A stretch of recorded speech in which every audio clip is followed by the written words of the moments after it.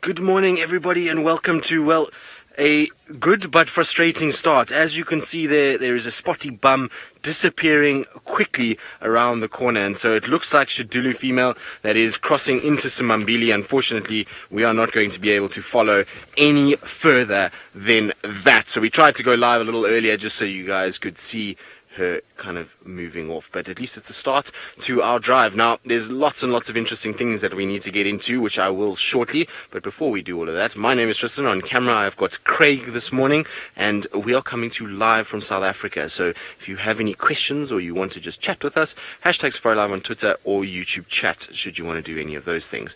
Now, I said we've got lots to discuss because, well, this particular female was involved in a massive brawl last night. So this Xidulu got involved with Thandi. There was a huge meetup, and apparently Thandi got absolutely dominated by Xidulu, and there is a lot of blood that flew all over the place, and unfortunately it sounds like both females got some cuts and scrapes to them. Thandi apparently is okay. She managed to get out from underneath Xidulu when another new mystery male arrived. So it's another male that we've never seen before has arrived on the scene, and what he's doing here, why there are so many males, is a question that we just don't have an answer to at the moment. But Xidulu is going kind of down the fire break. She actually chased a jackal just now, which was pretty crazy. And I want to try and find a picture of this new male as well, just so that you guys kind of can see who our new boy is. He's got a very, very pink nose and apparently is very relaxed. So there he is. That's what he looks like. Apparently was seen, and this all happened on Aubrey's Road, which is exactly where I left Thandi, where I lost Thandi, was in the block going that way. So that's why I surmised it was Thandi. Nobody was 100% sure it was her. They just know that one was Xidulu and the other one was another female, which, like I say, I'm pretty sure was Thandi.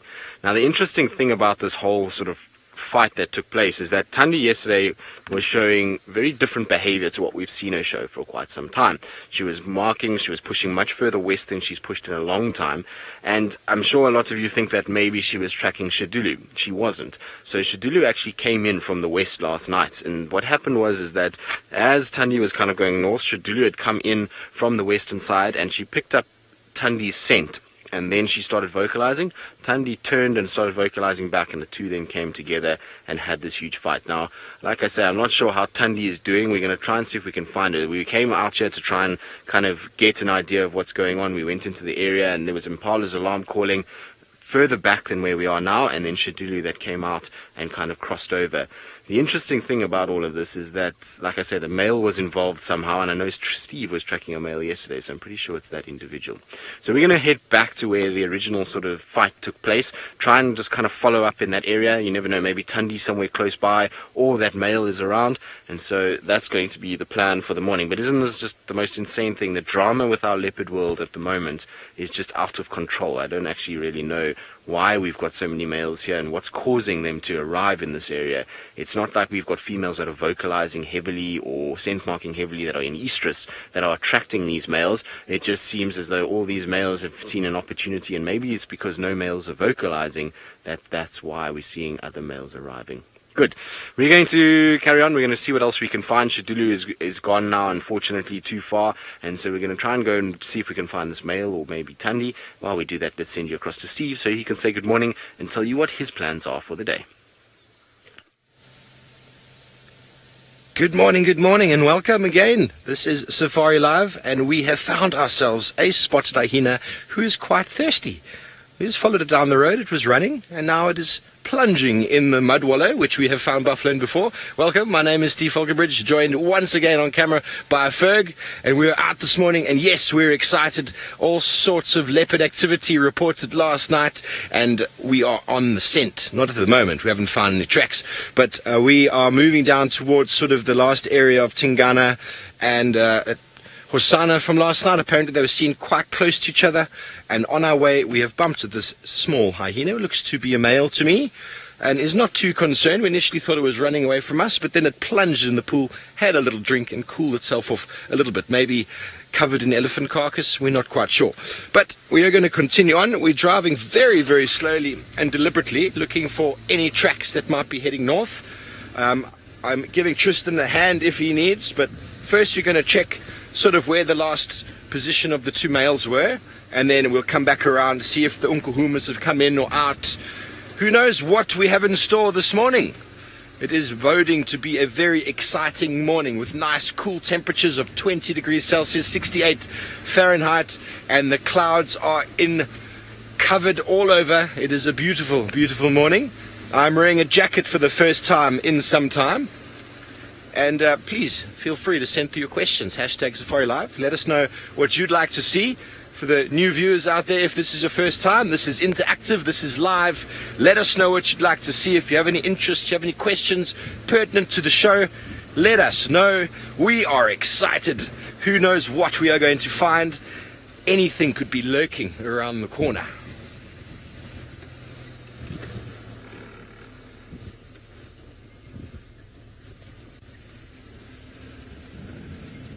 CJ Fortuna, we have no idea about Thandi's cub. I have no idea. I haven't seen tracks.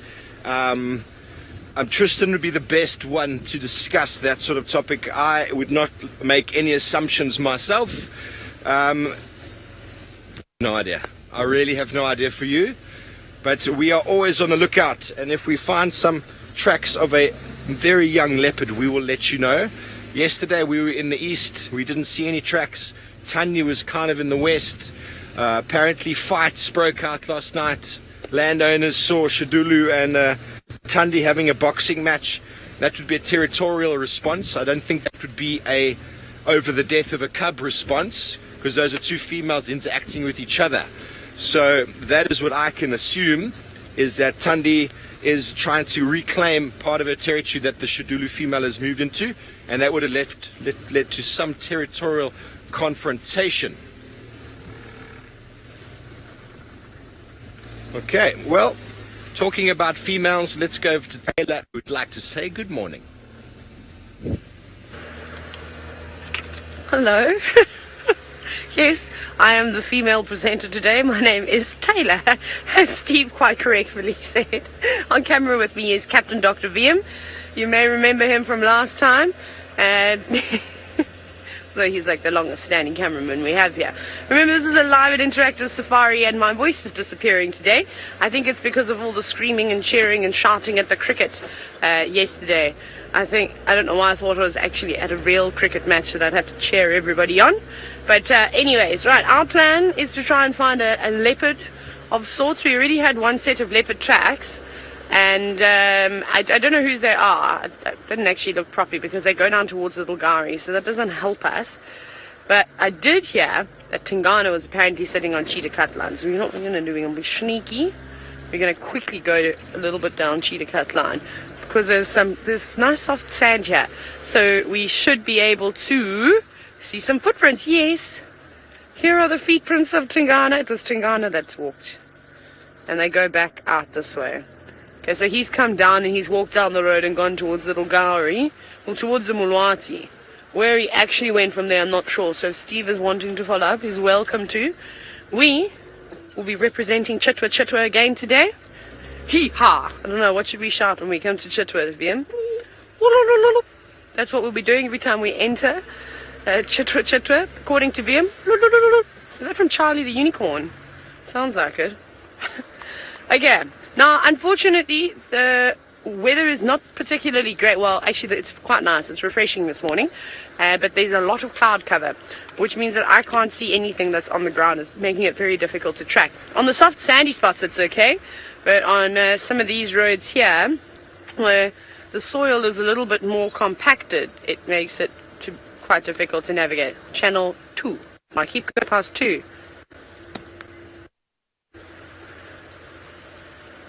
Ooh. Okay, let's see if, let me call Dylan on the radio. There's an update from Dylan. Dylan for Taylor. Prem. Might not be able to. Wendeline doesn't have the greatest of signal. We might go this way around, the scenic route. And see what's happening. Also, we don't know where Kuchava is, but Brent is with me and saying that she's somewhere in the block where we've both been checking, but it's so thick in there, she could be anywhere, and she's sneaky, that leopard. She loves to hide her track. Ah, there he is. We're just talking about him. Oh, quickly, let's get away. Let me.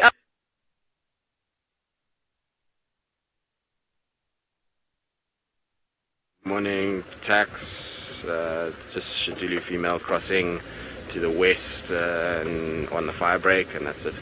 Now, sorry about that, guys. I was just talking to Tax on the radio. He's just asking me a question about Xidulu crossing over. So we're going to try and kind of do a loop around. Earlier, there was Impala's alarm calling in this general direction. Now, I don't know if it was for Xidulu and she just moved that fast to get across, or if maybe it's one of the other females, or maybe there's a situation where that male, that unidentified male, is also around. But they're the Impalas there on my right hand side. They're quiet now and they're not making too much noise, so I'll just have a little quick turn of the corner to show you where they are.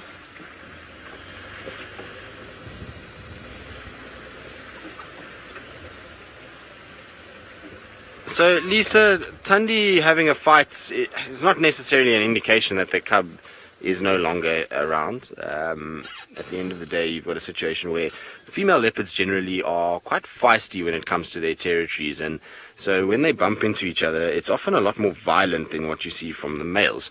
And so it's not a confirmation that that little cub is gone, but her behavior yesterday is very indicative of a female that no longer has a cub that she's trying to defend. And the reason why I say that is because if you take Thandi's behavior over the last 3 months, she's pretty much kind of tried to stay as hidden as possible. We don't see her scent marking, we don't see her vocalizing. In fact, we see her being kind of flying under the radar. Yesterday she made a massive kind of loop way further than she ever did when she had the cub or before the cub, and she was scent marking and she was kind of moving around, leaving a very definite sign that she had been there. And that is complete contrary to what she has been doing. And so to me, and what I've seen, it kind of tells me that potentially she's lost that cub and she's now trying to demarcate and try and kind of re-establish her territory. Now I hear an impala alarm calling.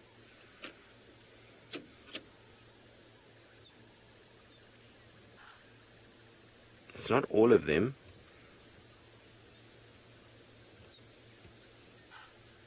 Can you hear that? There's a nasal snort that's happening.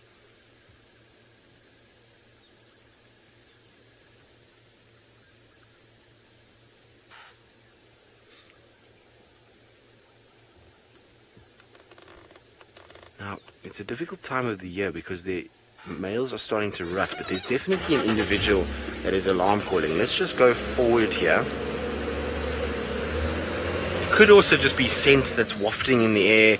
It could be this poor jackal that's still running from when that leopard chased it. Now, which way are they looking?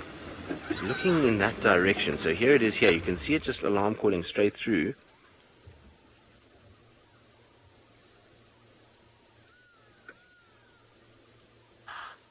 There, can you hear it?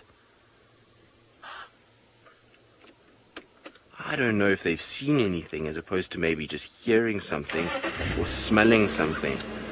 You can see they're a bit on edge. I'm sure they are after 3 leopards had a huge fight here last night. I'm pretty sure that they are a little bit on the shy side. But let's just double check. They were facing into this bush here, so I want to just quickly check if there's any sign of anything.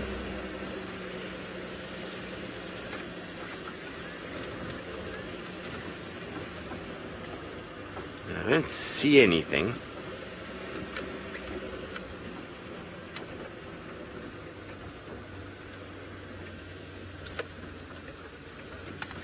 Breezy, we know that they both ran away from the fight, so obviously we've just seen Xidulu now, so we know that she's 100% and she's walking around absolutely fine. She's not stiff, she's not sore, but she's walking all okay. Whereas Thandi, we don't know at all. Well, the message that I got last night was that she ended up running away and she had blood on her face and her ear and on her side, so she obviously got hurt a little bit, but sometimes you see blood and things like that and it's just a flesh wound. It's nothing too major and it doesn't actually cause too much damage for them, and they're able to survive it. So, you know, I don't think there's anything to worry about just yet with Thandi. I think it's a situation where probably fine. They got into it, and then that male arrived, and that was the saving grace for both females in a way, because even though one might be dominating, it just takes a random claw from the other one, or a kick or a bite, and that could turn the tables very quickly. So, you know, I think they can both be glad that a male arrived and diffused the situation in a way and kind of separated them.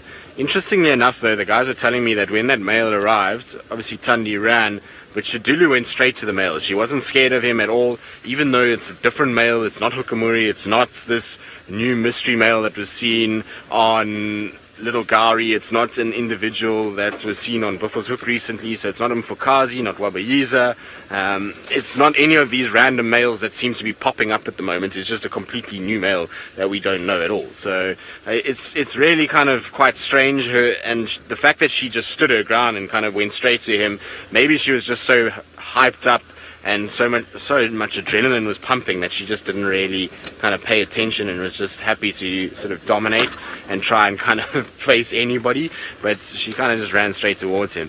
Now, judging by those pictures, he looks like a very young male. He's got this bright pink nose, and his ears are pretty sort of perfect. There's no tattiness in his ears. He's got one little scrape on his nose, which could have been obviously from her, and could have been a situation where maybe one of the girls caught up with him. I don't know. So it's just kind of interesting either way.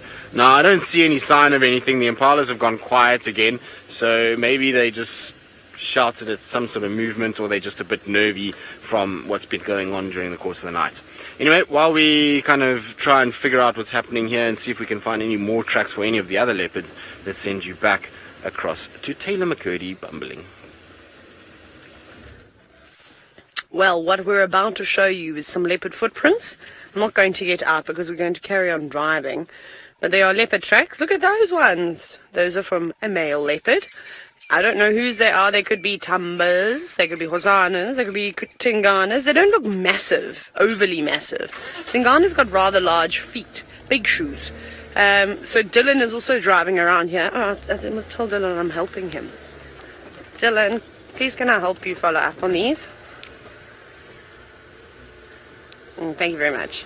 So we saw Dylan. We had chatted to Dylan. Thank goodness he's got a rather good tracker too. So he's got his eyes on here. We had a conversation with his guests because sometimes the radios don't work, and then we always talk to each other via messenger. And his guests agreed that he shouldn't be messaging his brother first. He should be sending the messages to me. So I was like, yeah, because I didn't get any message today. I had to hear via the birds in FC. Literally. So that's what we're going to do. We're going to try to find this leopard, whoever was walking about here. Like I said, there's three possibilities. I don't think it's Hukamuri. I don't know if it could be a new male leopard as well. I suppose it's a bit difficult to tell at the moment with all the spotted cats that are moving about. But down we go. Yeah. Standing by.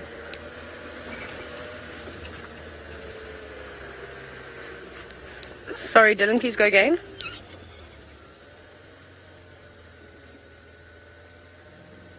Okay, copy. I'm going to go up and around then and go towards the other side of the dam wall.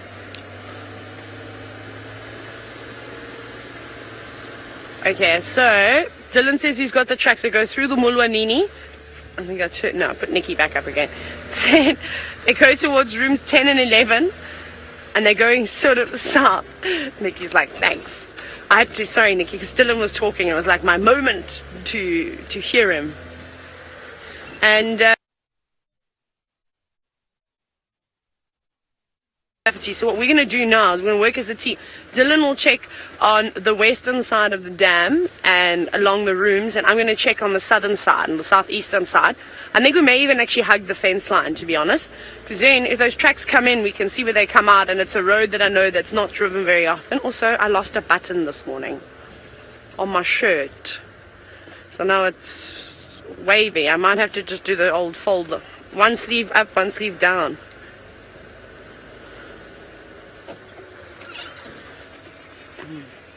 Now, as you know, the leopards and lions of the Sabi Sand are some of the most famous characters in the world. Most of them have Facebook pages and things like that. So, Grant, the way that naming goes, if a new leopard comes into an area or a new lion, we kind of put a I don't know, notice out. We try and figure out by talking to all the other guides to see if they've already been named. So we don't get to name a new animal that's come into the area. They've come from somewhere. So the chances are that they have been named already are rather high. Now it's just playing detective and trying to figure out who it is.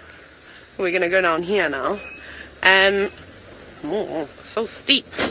No, and then that's the 4x4 kicking out, which is what you don't want to happen, because that's how accidents can happen. But that's a very easy thing to maneuver. I didn't even need to use it, but I always do when going through little dips and things like that. Well, ones where the roads are exceptionally eroded. So yeah, so there we go, Grant. It really is just a matter of playing investigator, and most of you that are watching, or some of you are really, really good at helping us track down and trying to figure out who we've got, who we've seen. You can do all the research. Obviously, it's difficult to do that type of research while we're on drive. Like, for instance, myself and Tristan, I know I've got a lot of ID kits of leopards from down south, from working down there. And that helps, because you can start going through some of those, but you don't always have that information on your phone right there and then. That's where we rely on you. So if we do see new cats, it's pretty cool to go on to the Kruger park sites on Facebook, or the Leopards of Sabi Sands, and go and have a look through and see if you can help us find them. It's quite fun, and I suppose it's a really good way, an easy way to start learning about the leopards and the lions, and then maybe you see one, and then a year later this leopard comes on, you go, I remember there was a leopard that was missing half its ear, and then it was Nancy Drew, or whatever the leopard's name. It's probably not going to be called Nancy Drew. So you can see we're driving near a fence. This is an elephant wire. You can see it's quite high. Anything can go underneath. Buffalo, hippos, all the animals can go underneath here. It's just to keep the elephants out from the lodge. So I just wanted to come and check around here. So off we go. We're going to go towards the dam again and see if we can figure out if there was a leopard moving around here, if they've come back out, or perhaps they're having coffee at the lodge while all the guests have left. But off you go to Steve to see what he'll be searching for this morning. Leopards do enjoy coffee, probably almost as much as myself and Ferg. We have not managed to find too much at the moment, but it is always exciting being out here. It's nice and cool. We've moved past from where we were just now at Twin Dams. No seemingly obvious tracks coming out from there, so we're just doing a little bit of a border patrol of our southern boundary to make sure at least that if one of those leopards have crossed out, that we will see that. And then also the Unkuhumas were left a little bit further up here on the right. If they've crossed out as well, then we know that they're out the property and we don't have to work towards finding them. But at the moment nothing obvious has moved out, but we have also come past from where that elephant carcass is, and the amount of hyena activity up and down is actually mind-blowing, even though there's hardly anything left on that carcass. I wonder if many of you have been checking out what's going on there with that nest cam that we've got up. It's been quite exciting, all the vultures and all the activity. Quite something. Quite nice for us, because we can just quickly look online. Anything there? No? We can move on. We don't have to pull in there to get that smell, because it is quite something. There was still quite a presence of vultures when we drove past a little while ago.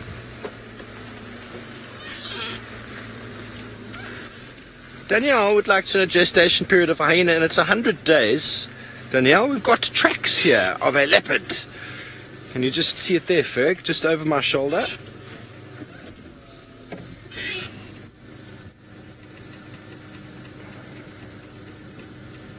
There they are.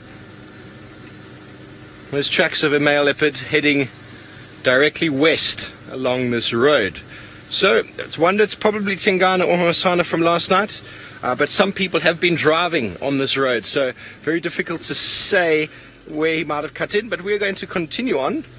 We do have a vehicle coming up behind us that seems to have a tracker on. It's got a tracker on the front, so hopefully he'll be able to spot them for us.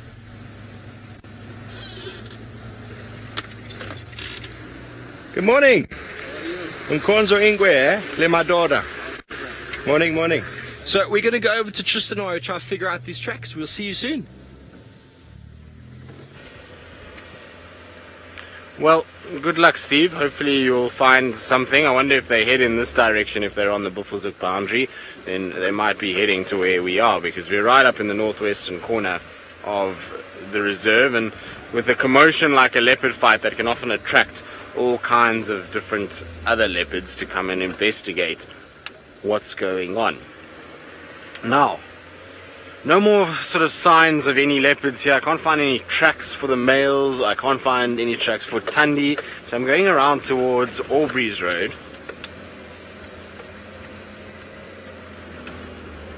Now, sorry Rex, if you can, next, if you can just repeat that. I don't know why it went soft for a bit there. Ashland, there we go. So Ashland, impalas will alarm at various things, not just big cats. With wild dogs they don't alarm, because wild dogs are generally just chasing them, and so they're just trying to get out of the way as quick as possible so that they don't get eaten. But they will alarm call sometimes for hyenas, if hyenas are running past and they just get a glimpse, and sometimes they kind of confuse them a little bit for big cats, and they will shout at them. Sometimes even jackals, caracal, serval will also get alarm called at in some ways, but generally it's the big cats. So any of the three big cats get shouted at more than anybody else, and it's because they present the biggest threat and the biggest amount of danger towards those animals, and that's all towards impalas, and that's why impalas will shout at them. But like I say, caracal is also another animal that can kill impalas and does kill impalas, and so you need to be a little bit kind of careful with them as well. So they will shout at them as well. It's quite amazing. Everyone always kind of sees a caracal as a small kind of cat that doesn't have much power in it to be able to kill others, but it's actually not true. Caracals are probably pound for pound the strongest, even stronger than leopard, and they will bring down very large prey items. So I've seen them with fully grown impala springbok kills, and then they target impala lambs quite heavily. So it's an animal that needs to be, the impalas need to be very aware of. In fact, actually, at Samambili we had a caracal with a impala kill under the spar deck, funny enough, and they eat very differently to the leopards. So what they do is they kind of almost hollow out the cavity, and then they eat all the meat and they leave the legs and the head, and it's almost like a kind of perfectly cleaned out skeleton, bar the hooves and the leg bones and the spine and then the head itself. So very cool to see, and something that you don't get to see that often. But anyway, we are just slowly kind of bumbling on the fire break at the moment, just to check if there's any sign. Given that Xidulu came from the fire break, I'm trying to work out if maybe, just maybe, she didn't kind of get into a situation where she popped out somewhere here.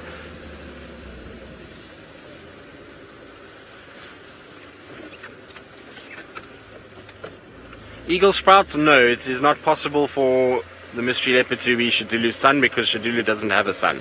So she's never had a cub before. She's only a young female. She's kind of approaching 4, has never had her own litter, so it's not her son in any way at all. Plus, this leopard I would put at the same age as her, and so if she had a cub as a cub, then I'd be a little worried about that.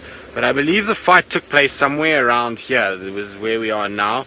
There was kind of, I can see vehicle tracks turning, and I'm just trying to work out exactly where they would have gone from here. I mean, I haven't picked up any male tracks following Xidulu, which is what I thought would happen. I thought a male might kind of sort of trail her, given that she stayed behind, but maybe he was a bit confused by this whole situation, and if he's a young male and there was such a commotion, maybe he's decided just to try and get out of here. I don't see any tracks.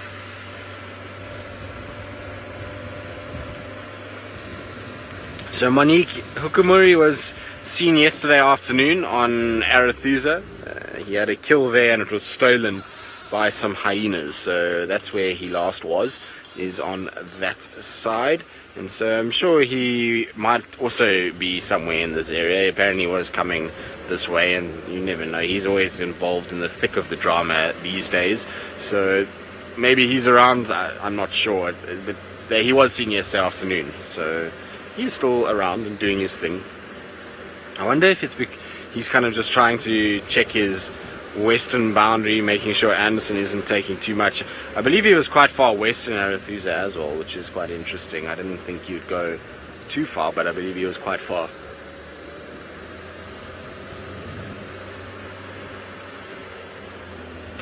Now, I don't see any signs at all of leopards walking on these roads, which surprises me.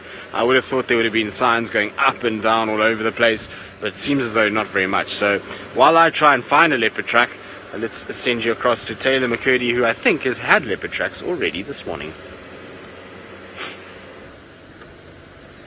Yep, and that's all. So, right, what we're doing now, we're going to find some animals for you, I promise. There's just been not that many just yet. I've also added a new, scarf, because it was a little bit cold. This doesn't make sense. Sleeves rolled up, and then a scarf on now. But it's because of my button, and then my shirt keeps blowing, so that they're just going to stay rolled. Hello, Impala. Oh, hello, Impala. That's an animal, hey? Looking at it, about to drive past. So, we'll have a quick squiz at this group of Impala, and then we'll go towards where we had Kuchava's tracks, because the leopard tracks so far don't come out, but Dylan is on the damn wall trying to figure out what's going on. Hello, ladies.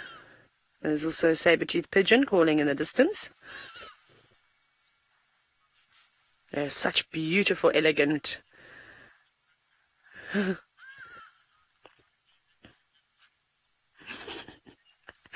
Daniel, hello Daniel, you're only 12 now. You're laughing that I lost my button on my shirt. I don't know how I did it. I must have hooked it on something and then and pulled. I'm the kind of person, and my mother also gets annoyed at me for these things, because if you get stuck on a tree, instead of going back and trying to very delicately undo it, I'll just rip it. I'm terrible, and then make a hole in my clothes. And but luckily I'm an adult now, so I have to buy my own clothes. Can't have my mom and dad buying them for me anymore. So yes, Daniel, it's quite funny. I don't know who I'm going to coax in camp to sew it for me, because I don't like sewing, and I will prick myself with a needle because I'm accident prone. Now, the other question you had was whether Tristan and Steve are twins. I'm interested as to why you think that. Do you think they look the same? Do you think they look the same, Vim? No, I don't think. I personally, but I suppose not all twins are identical twins, are they? Hey? No, they are not, Daniel. They're not twins at all. Well, so yes, but nice try though. Right, where are we going to go? We're going to Kuchava's tracks. So we'll check up here on the airstrip. Who knows? Maybe Tingana's going to walk out in front of us like he did the other day. We should just do those same routes again, round and round, and towards the end of the drive, come back down here, and maybe it'll be the same. Well, that's what I'm hoping for. Oh, we can check our tree with the squirrels on. No, I passed it. Now, obviously, Tristan's been talking about the incident from last night with Thandi and Xidulu. So, yes, Kev, leopards, and particularly females, will indeed fight to the death. Remember, they're territorial too. They mark and defend territories. So... if one is intruding, and Thandi's gone and done a big walkabout, she's very upset at the moment, and yeah, they will, and they go into like this ball. It's like they're a tumbleweed. I always like to describe it as that. It's like they're a tumbleweed, and they just go, yeah, hissing sounds, and they claw one another. It's quite hectic to see something like that. But we find that you might have the females encountering one another more often than two males clashing. I'm seeing, who did I see? Who was Warthog Wallow and Little Bush fought one day, and Sabi. Sure, that was hectic. They got away. I'm pretty sure that's ended up how Warthog Wallow ended up getting a cut in her eye. So that was quite an intense fight. But west. Oh, that doesn't really help us. There's some tracks now. Those leopard tracks now going west, basically towards Little Gowrie. So we might actually leave it. We might just check here nicely. I don't think anyone has driven here yet this morning to see if Kuchava has crossed out of this block. We're going to do that sort of patrol we did yesterday. We'll check. And then if there are no tracks coming out, then we know she's in here. We know that she's in one of these blocks. And she's just sneaky and using the very dense vegetation to her advantage and hiding away. Okay, I'm going to turn the radio off because I don't think there's much more we can do to be able to assist that leopard search.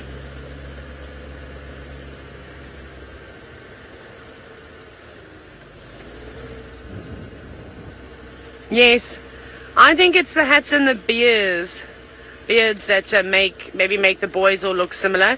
I think if anything, I think you could probably have Tristan as Scott as brothers, because they've both got really dark hair, dark facial hair too. But I don't know about Steve.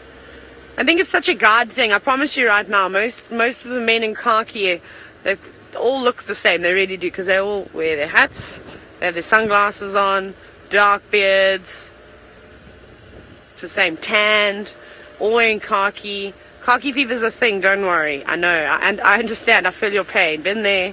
You can't help it. Holding a rifle. Next topic, please. I don't know why my voice is really taking some strain. It's amazing because I talk a lot all the time. I don't ever stop. Okay, so far no tracks coming out over here. The light's also improving, which is quite nice. So that helps us. That's why I was actually avoiding this area initially, so that I don't drive over any of the tracks, because I really want to find out where Kachava is. So hold thumbs, cross fingers that we're going to get it today. It would be nice to see her and her little one. But while we investigate around here, let's see what Steve is doing, and if he's perhaps wondering where those Nkuhuma lions have disappeared to. Yes, thank you very much, Taylor. We've done a big loop, come along our southern boundary. Let's give you an idea of what we have done on the map over here. And we came down from camp all the way along this road. Apparently Hosana was left around this area last night with Tingana in the area. We didn't get any tracks over here, but there's huge amounts of hyena activity all up and down.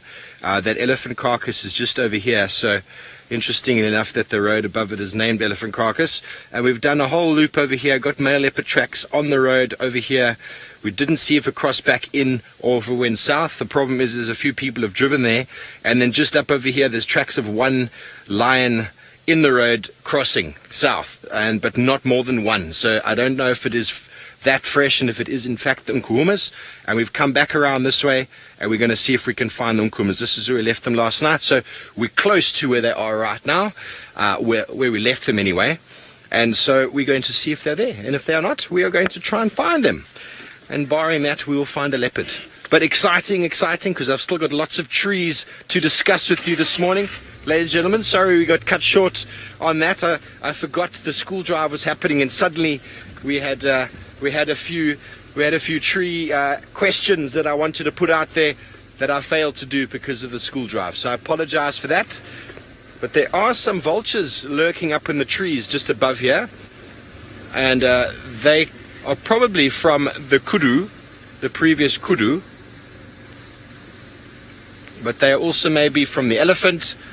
They might. It's a bit early in the morning for the vultures to have found a fresh kill, namely of the Nkuhumas, but who knows what happens out here. If they're close by and they understand there's a kill, they might move in. Tracy would like to know the scale. I really couldn't tell you, Tracy, but if we go back to it here, I think this is about, Ferg, what would you say? 3 Ks, 4 Ks? Yeah, it's probably about 4 kilometers, so about 2 miles lengthways and about 1.5 long. But I don't know. I'll have to double check. I'm pretty sure Tristan will know, but there's no scale on the map for me to show you. But I think we can throw that over to Tristan just now. I'm sure he would know. He's been here much longer than I have. Okay, so we are nearly in the last position of the Nkuhumas. What do you folks think? Are they still lying up in the road doing nothing? Or did their tummies rumble and did they move in the night? Yeah, Nix doesn't think they're there. I think they've probably moved. But that is the way it works, Satcha. These animals come and go as they please. We don't lock them away at night. We don't know where they go at night, and they go wherever they want to. There wasn't too much wind that I can remember from last night. Lots of leopard activity. Maybe they heard all sorts of leopard growls and snarls and they moved into those areas to investigate. From what we've seen, there's been no lion tracks sort of on the other side where we've been focusing. And we're not far now from where we last left them. Keeping my eyes to the ground. And who knows, hopefully the Nkumas have stayed within our boundaries, because that would be marvelous. I know all of you out there love your leopards. We love our leopards too, but we don't get the lions as much because they move such big distances. And we have Tristan, the leopard whisperer, on the trail of leopards. And Rexon, the guide from Vuyatela, who often helps us with our bushwalks, he is out with guests and he wants to see what's going on as well with the leopards from last night. And what I'm hearing in my earpiece was that it was Xidulu and Shadow having a fight, and then a young male that no one knows entered the fray. And how interesting is that? How interesting is that? Yeah. Tristan doesn't think it was Shadow. He thinks it was Thandi. I wasn't there, folks. I don't have the video evidence. Hyenas everywhere. Okay, so we're approaching Treehouse Dam now, and if the lions are in the same place, we're going to run over them in a moment. So hopefully they've moved off the road slightly. I'm only joking. I will hit the brakes if I see them. Okay, well, the puddle of lions seems to have evaporated from where they were exactly. So I'm probably going to park my car here for a few minutes. The smell is still here. You can actually see all of this activity on the ground and in the road from where they've been lying. You can see the grass is all flat there from their constant movements to stay out of the sun yesterday. And then in the road there's also all the tracks from where they were lying there before they started their evening movement. But as of yet, I haven't ascertained exactly the direction they're going, but give me some moments. I'll get out and read the newspaper of the morning and see which direction these lions have gone. But while I do that, ladies and gentlemen, let's go over to Tristan for an update. Well, good luck, Steve. Hopefully the morning newspaper will be a good read and will be an easy one, and that you'll be able to find where they went. I, on the other hand, am having a battle to find any signs of where this other leopard, whoever it may be, like I said, I'm 90% sure it's Thandi, given that I left her right there, but others reckon that it was Shadow. I don't know. I mean, it would be a massive surprise if it was Shadow, and given the proximity that Thandi was last night, I think it's Thandi, but like I say, some of the other guides reckon that it was Shadow. So anyway, we'll see how it goes, but I can't find any tracks for the other female leaving that area. I also can't find any tracks for this male at all, so I'm not sure whether or not they're still inside that block and they're still just sitting, taking it easy, or if they've decided to kind of move. I'm trying just to check Triple M now, just because Triple M is quite a wide road, and so it doesn't matter, even if there's a lot of movement of cars along this road, it still can sort of present tracks. So Lara, Thandi could be marking due to hormones, but not generally when they've got a cub. They very seldom are going through a marking territorial sort of march like she did yesterday when they've got a cub that they're on the run from other males. You know, normally when they are in a situation where they've got to try and keep themselves away from new males that are in the area, and make no mistake, she was sniffing around and smelt different leopards at many times yesterday. It wasn't just that she kind of all of a sudden decided, well, I'm going to go and try and kind of mark. She got onto the trail of other leopards and she would have smelt Hukumuri for sure. There's no doubt in my mind that she was marking on top of where he's been marking, and even maybe Xidulu, and that's why she was kind of moving about. Now, a leopard that's kind of got cubs that is trying to hide from a male like Hukumuri is not going to go and mark on top of his trails, because he's going to pick it up and follow her and find her. So, I mean, I don't know if it's a hormone-driven thing, given that maybe she lost a cub and so she's now trying to kind of re-establish, or she's in a situation where she thinks maybe she can't run anymore and so she has to mark to try and kind of confront Hukumuri at some way and try and maybe mate with him or pretend to mate with him. I have no idea, but I can tell you that it's way off character and very different behavior than I've seen Thandi do over the last little bit.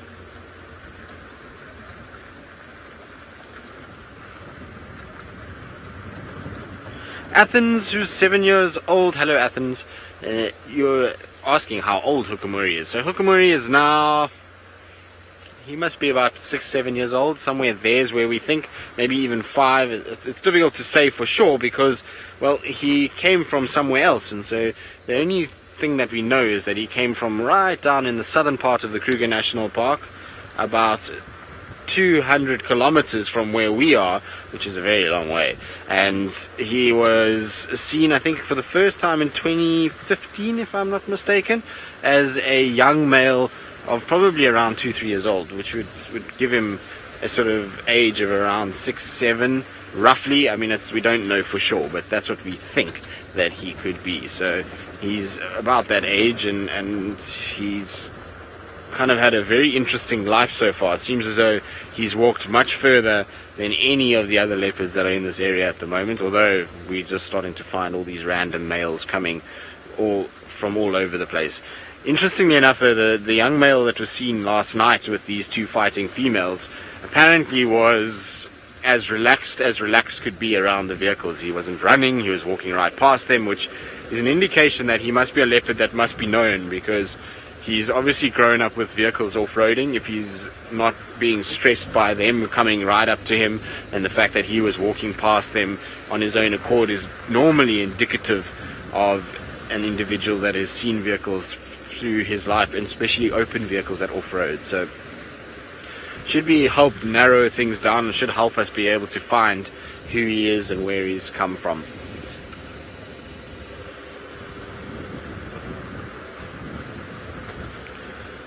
Ashland, the number of leopards in the area is difficult because we've got this kind of fluctuation of leopards, and I think at the moment the males kind of moving in and out is making it difficult to work out exactly how many we've got. Now, I do apologize about the shaking on the cameras. The road is not very pleasant on Triple M, but in terms of the leopards that we've got, we can count them to make sure we've got the right number. So we've got, let's go females, we've got Kuchava, Thandi, theoretically Shadow, Xidulu. So those 4 are ones that we are seeing. Can't really count in Kanyeni and Sabui because we don't really see them. Even though they're on our fringes, we don't really see those 4. So those are the 4 leopards that we're seeing in the female world. Now, theoretically, all 4 of them should have cubs. So, you know, Shadow, oh sorry, not Xidulu won't have cubs, but the other 3 did have cubs, and the last time we saw them had cubs. So we'll just say that they've got for now, and that's cubs for them, and each one, as far as I know, has got 1. And then you've got a situation with males. You've got Hosana, Tamba, Tingana, Hukamuri, this new male that was seen last night, the new male from 3 days ago, Wabayiza, Mfukazi, Quarantine. Who am I leaving out? That's it. 9 of them. So there's 9 male leopards and 4 of the females. No, Nikki's saying we don't really see Wabayiza or Mfukazi or the other one. No, we don't, but they are within our bounds. I mean, Wabayiza was seen just north of the Buffelshoek boundary and could easily be a leopard that's walked through Djuma, and we just haven't picked him up yet. But he is being seen right on the fringe of our traverse, and is, in all likelihood, could pop in at any moment. The other male was at Twin Dams, so he was at Mulawati Twin Dams. We didn't see him, but he was right there. And I mean, that's an area that Tingana, Hosana, Tamba all spend time. So, you know, theoretically could be there as well. So that's why I've included them. But there's potentially 9 males around us, and then you could even throw in Anderson if you wanted to, I suppose, if we're going to use that set of rules. So 10 males theoretically in a very small area, and something has got to give at some point. There cannot be this many male leopards around the section. The poor females are going to have the worst time ever if these males all hang around, because it's just going to be impossible for them to keep their cubs safe. It's just too many different males. And I forgot Djuma as well, so make that 11 males that we have in this particular area, which means that the poor females here are just really having the worst luck at the moment. They are going to be having the hardest time to try and keep cubs safe. If you've got 11 male leopards, and the thing about those 11 male leopards is only 2 of them are young individuals that are not seeking a territory just yet, although they are going to start doing it fairly soon. So it's a massive mess at the moment, and it's going to be a very difficult time for all of our girls and even the boys. They're going to all have a tough time of it with so many leopards about. Good. Let's see if maybe we can find some signs of this male or even this female. And while we do that, let's send you across to Taylor McCurdy, who I believe is still bumbling about. Yeah, I think that's what we're doing, because we have yet to see any leopard tracks. I think we're going to change our area slightly. Maybe she's not here. Maybe she's a little bit further north. I'm not really sure. But while we have no animals, because we've been actually trying to find some cool birds for you in here, because it's a nice sort of thicketed area, but sadly no luck. I don't think anybody told you about what Brent's nickname was yesterday during the cricket, and I bet you're all so excited to hear it. Obviously, as you can imagine, there was much banter on the field, because I believe there was a real cricket update wasn't given. You only had Steve's perspective. Well, let me tell you, Brent got the nickname after he dropped 2 catches. Brent Leo Miss is now his new name. He was not impressed with that. We all called him that the whole of yesterday, which was really hilarious. Brent Leo Miss, it worked so well. I don't know, was it Louise that shouted it out? Craig had all the chirps, aka Batman, because we were short 1 player, so they had the other team. So I was on Conrad's team. Conrad was my captain. It was myself, David, Conrad, obviously, Lou, and Alicia, and did I say Craig already? Was she not on my team? Who else was on our team? Jerry. Alicia wasn't on my team. She was not on my team. Jerry was. Anyways, so we had a player short, sadly. So we're going to go and look a little bit further north now. I think we're going to go around this way. And they needed another team. And yes, Nikki. It's all the chirps now in final control. It's in my earpiece. If only you could hear what they were saying. So basically what had happened is they decided to bring Brent out a second time. Here's leopard tracks right here. Ooh, why are people not following these ones? Fresh ones. Nice and fresh. Oh, hang on. I don't know if they're going this way. Who's this? Hyena. But Craig's chirp actually was my favorite, because they brought Brent out and he stands there on the side of the field. He goes, you got to choose an extra player. You chose Brent again. He didn't win at cricket yesterday. We all had such a laugh. Shame, we were giving him gears. And yeah, so it was quite cool actually. It was a lot of fun. Much diving and hitting of balls, missing many balls. The wickets were chairs. They were so high, which was quite funny. So all the balls could hit the chairs. I need to get out the car. Let's turn around, VM. You'll see those leopard tracks. They were nice. They actually, you know what, VM? They're going back the way we had Kuchava's tracks coming out from yesterday. So maybe it's a good idea we check this way. But let's just make quadruple sure. Yeah. Let's look. Let's look together. Let me find them again. Brent Leo Miss. I tried to cheat yesterday. I did. I tried to use a silver cluster leaf to, well, I don't know what it actually does, but to sandpaper the ball, but it didn't really work. And then I found some sandpaper razor. That works okay, but you need a lot of leaves. So I don't think you can be sneaky. Yes. William's not laughing at me. It was just for the joke. No one actually saw me do it. I think Jerry was like the only one that saw me do it. Hang on, they were up here where I swerve in the road.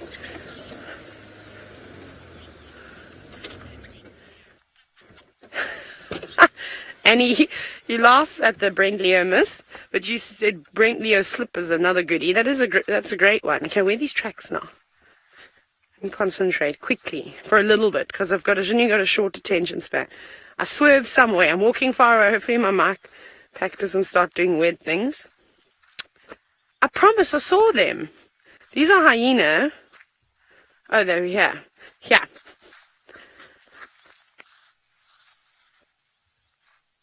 And then, these ones are from yesterday. This is a new one. And I'm following them. I'm walking like the leopard now. Where do you go? This is the hard part. These are fresh, because these are the same. They look exactly like the hyena tracks. Yeah?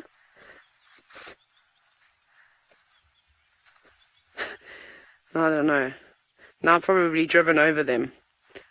But they definitely weren't here yesterday. These are new ones. I promise you, this is really, really tough. This is where it gets difficult. I'll be 2 seconds. I just want to look.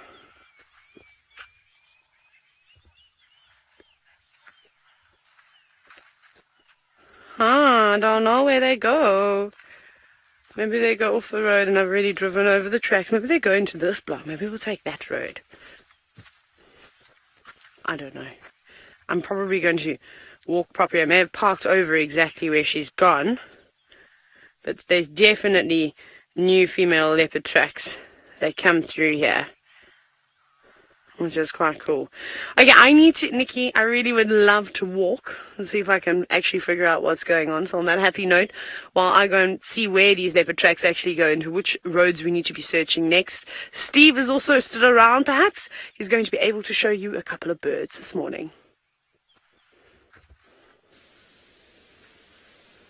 Well, thanks, Taylor. We've actually managed to make head or tail of which direction the Unkuhumas have gone from where we were at Treehouse Dam. Did a bit of a loop all the way around. I walked around the dam, had a look all the directions they possibly went. It's very hard when you're following lions that have been on a kill, moving to and from water and to and from water. So over on this side is where they had the kudu kill 2 days ago, and they were over there, and the dam is just here down below us. So I had to do a bit of a loop, see if they went that road, and then we've come around this way, and we have found the tracks of the pride heading in this direction. And by the way that they're moving, it seems like they might still be on the property, but they can also travel an enormous distance in an evening. Tristan is to the west of us. He hasn't spoken about any tracks, so we're going to follow these. We can actually see it quite clearly over here. The four toes, very clear, and then the back pad. And as we go further up this road, where I've just checked, the entire pride is there, all walking in the road, which is marvelous. So we're going to continue on, see if we can get any closer to these lions, see what it is that they might have been doing. The vulture activity that we passed on our way in is kind of in the direction we're headed back in again now. And who knows, I doubt vultures would have found lions kill so early, but if they are really close by just roosting because of the other meat in the area, then it's very likely that they could have found it. But have a look over my shoulder here. It's actually a little bit more evident of all the lion tracks there. Have a look at all of those tracks there. Very good indication of a lion pride. You can see small ones intermixed with big ones, and definitely not leopard. We've never seen a leopard walking in a family, and the size of these is just far bigger than a leopard. But you can confuse a male leopard track with a sort of cub or a lion cub, but you often won't find. Sorry, Nix, can you go again with that question, please?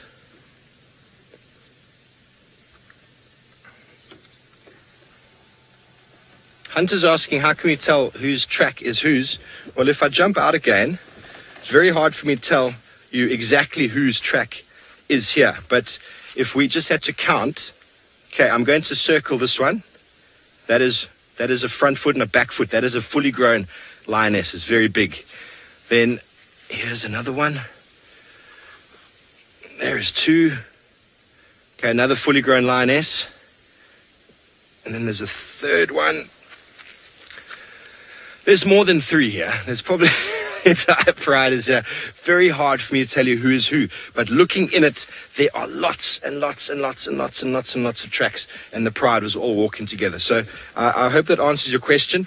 We just know this is the Nkuhuma pride because of where they were, and it is a pride of lions versus a group of males walking. It's far bigger than hyena tracks, far bigger than leopard tracks.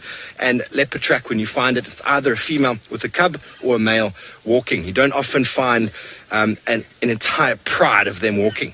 So I hope that answers your question, Hunter. But we're going to keep our nose to the ground. They do like to follow the road as long as possible.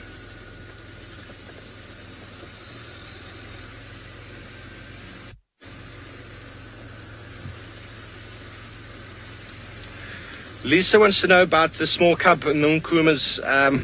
I believe that we have not seen it in a few weeks. So, and the tracks are not in this pride at the moment. I've seen the Nkuhumas for 2 days straight now, and there's 11 of them. Last time I said 10 days ago, there were 12 with the little youngster. We haven't seen him or her. No idea. Absolutely no idea, Lisa. It's very, very sad, but it is part and parcel of what happens out here with the lions and with the leopards. You know, these dynamics are very, very frayed. The strong will survive. It's very sad because we saw that youngster looking quite ill and then regaining a lot of strength and then actually getting quite a lot bigger than first when I first saw him or her. Tracks are still going. But what it does mean is that the lioness who potentially had that cub will now, within a month, come into estrus, and we will probably find a male of the Birminghams or maybe the Evokers trying to move in to mate with her. There's the beautiful tracks, beautiful tracks. They couldn't be more perfect than that. Absolutely wonderful tracks in the sand. So we might in the next few weeks see the male lions showing interest again in the lioness, because once they lose a cub, they very quickly come into estrus in about a month. So that could be interesting. Mating lions is always quite fun, and I think she might be a little bit more interesting than Amber Eyes was, who didn't seem to be too taken back by the wooing nature of the Birmingham boys.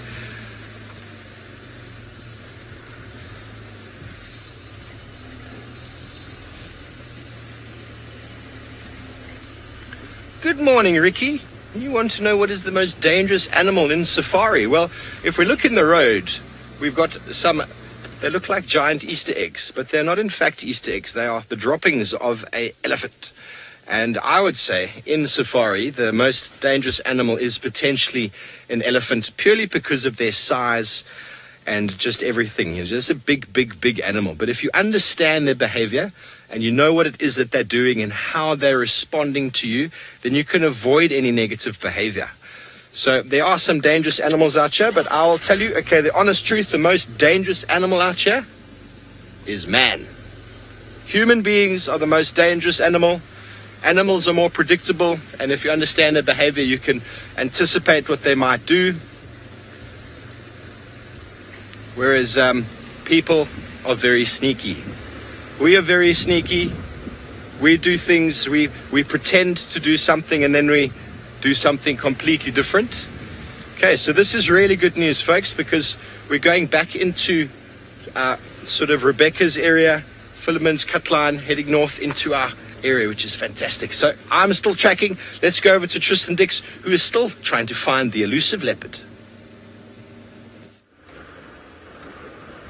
Well, Steve, I'm pretty sure you're not too far, because I did all the way to power lines on Triple M and there's no lions crossing out. So hopefully they're still on our side, and maybe they're lying somewhere around Rebecca's, Philemon's area, and Steve will find them. They seem to have enjoyed lying around Rebecca's in the last few weeks. Seen them there a couple times. But yes, we are still looking for the elusive leopard. We've got on to tracks now for Thandi, that's going straight east, and then went north up in Mvubu and then cut east into the block and is now heading towards. So I'm on Gari cut and now just trying to pick up tracks again, see if she's crossed over here or if she's decided to kind of stay in this block on my left hand side. So at least she's moving kind of eastwards. I'm pretty sure this is what generally happens with any leopards, is when they fight, they come together, clash, and then boom, off they go back the ways that they know are safe. So I'm pretty sure she's going to head more towards Torchwood side, and obviously Xidulu we saw went back towards Simambili. And they'll both be back though, don't make no mistake, both of them will still walk around in this area. It was just a little message that was sent to either one that there is another one around and that they can't push as far and as free as what they were doing in the past. But nothing that I can see coming out this side, unless she just crossed straight over the road. No, nothing that I hear. But anyway, there's actually a nyala over there. It's not a leopard, but a nyala through the gap right there. Craig, can you see her through the gap? So she's sitting just in there watching us at the moment. A beautiful specimen, these nyalas. I always enjoy seeing them. So this is one of the females. You can see she's far more rusty in coloration than what you see from the males. The males are more brown, but it's strange that she's on her own. Generally we'll have a situation where we find small groups of females together. Very seldom that nyala spend time by themselves. They're not like bushbuck. Bushbuck tend to be female on her own with her offspring, whereas a nyala tends to be in a small group. It seems very alert. I wonder if maybe, just maybe, she doesn't have a tiny little baby somewhere. Maybe she's separated in order to give birth, or the others maybe are just hidden from view. We know that they are a species that can hide away. Can you see another one there, Craig? Oh, there's another one there. Okay, so there's a group of them. Well spotted, Craig.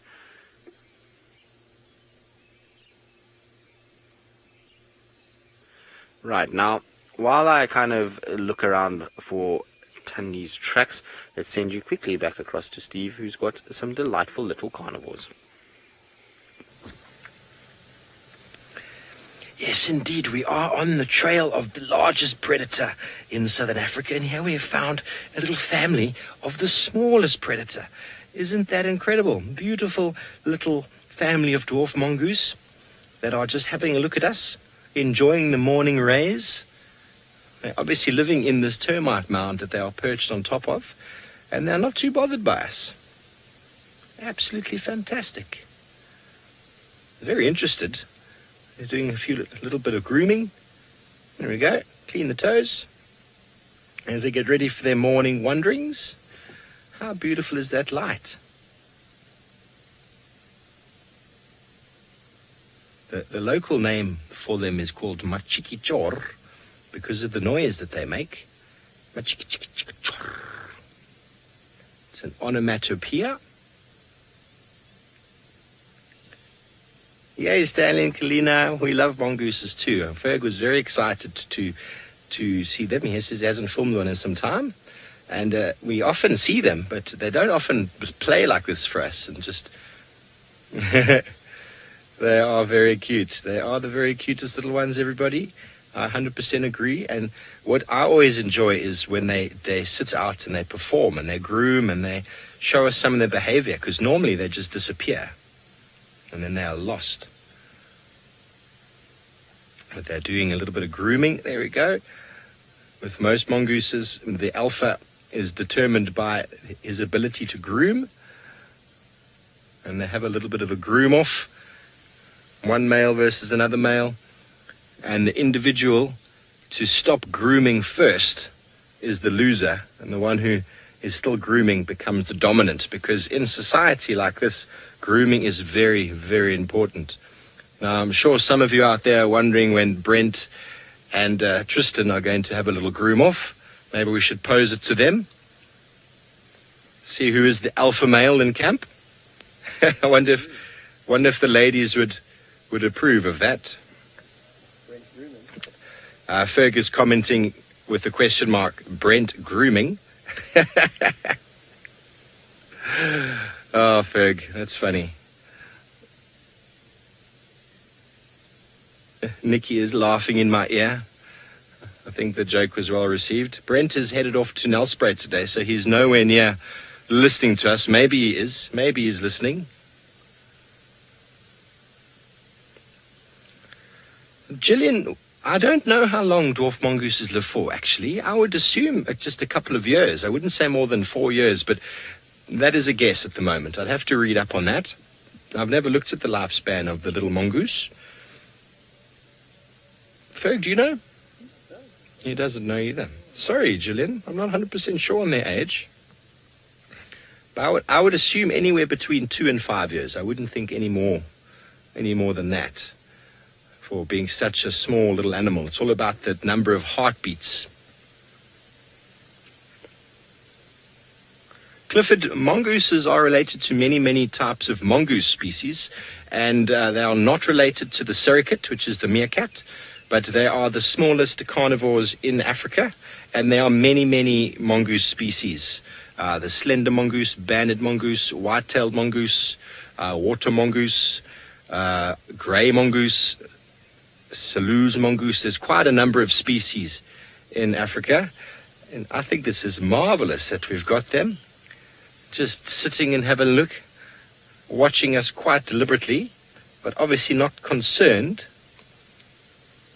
And while they're doing this, ladies and gentlemen, they'll be doing their grooming and enjoying their sunshine, and at the same time they'll be depositing all sorts of droppings exactly where they're sitting. And that's obvious. You can see evidence in the winter months, specifically in winter months, of which direction is east in a termite mound, because they are all very keen to get into the sunshine early on in the morning to warm themselves and do their daily grooming and ablutions. And so often you find a little deposit of dried mongoose droppings on the eastern side of these termite mounds. All depends really on the size of the termite mound and whether it offers shade on the western side or not. But if it's quite a big termite mound, then you often find a little deposit right on the top on the eastern side, where they spend, as you can see, a little bit of time. And that one on the top is probably the alpha. He hasn't moved. He is watching us very deliberately. Yeah, he's watching us very closely. India, the mongoose need to groom because they get lots of fleas and ticks and parasites. And if you're not able to remove the parasites from your fur, then you can get quite sick. And it also loses condition. The parasites are constantly sucking the blood and causing all sorts of irritation on the skin. So to be a healthy troop, to be a healthy little pack, you need to have the ability to groom. And it also develops really, really important social bonds between them, because they are a family unit. They spend time together, they hunt together, they forage together, they defend their territories against other mongooses together. So the grooming is a form of tactile communication, which you find in quite a lot of animals, a sort of social bonding, birds as well as mammals, and then also for the fact of removing parasites. So you quite often find it in pairs, bird pairs that do allo grooming, where they'll clean each other's head areas where they can't remove the parasites. And then in these social creatures where there's more than one, the grooming is very, very important for their social status, for their sort of rank in society. They also will groom each other for favor, to sort of rank higher, to get favors from another individual later on. So you can see all of them are giving that big one on top a lot of attention. And he will probably remember them for that. And there's normally also a little bit of urine exchanged between these animals. Sometimes like to urinate on each other. How marvelous does that sound? This is just fantastic. Probably my favorite little carnivore. I know a honey badger is quite small, but they are far bigger than these guys. I just love how they are showing us their social order. He's almost doing a little bit of a false mounting over there. No, he just wants some licking in the back of the ear. So you can see how they focus a lot on the neck and the ear region. It's very difficult to groom that side of yourself. You're right behind the ears, on the heads. They live in these burrows, and it's very difficult to get rid of parasites if you don't have someone helping you. And they'll often move from one den site to the other as the parasite loads increase, allowing the parasite loads to sort of diminish as their life cycle is much shorter within one of those burrows, and they'll move off when they get a little bit too frisky.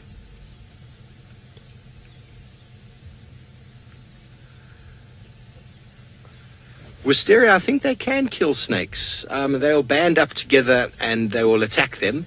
They might not be able to, or they might be reluctant to go against the really large snakes, for example, like a python or even a black mamba, but potentially the smaller snakes, they'll definitely have a go at them. Their ability to, they're very fast. Their ability to sort of attack as a unit and to attack from different angles means a snake has got really no chance against them. They're very sharp teeth, and they operate as a very good unit.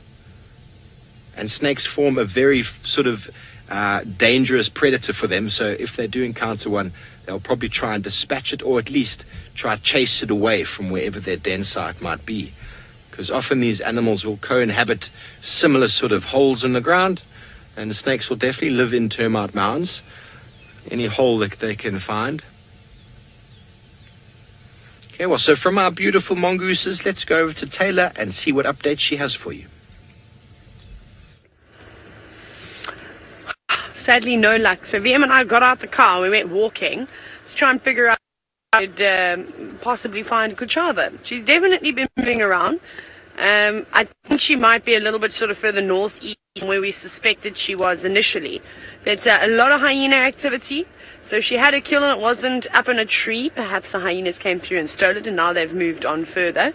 So we're just having a scratch. We're back in her sort of favorite areas. I think she likes it here because there's lots of termite mounds, lots of big trees, and it's very, very dense. I think she feels quite safe, and the grass is so tall. So we might end up stop searching for her, because I feel like this is a lost cause now. The way she tucks her kills away underneath shrubs, you'll walk right past her sitting in there.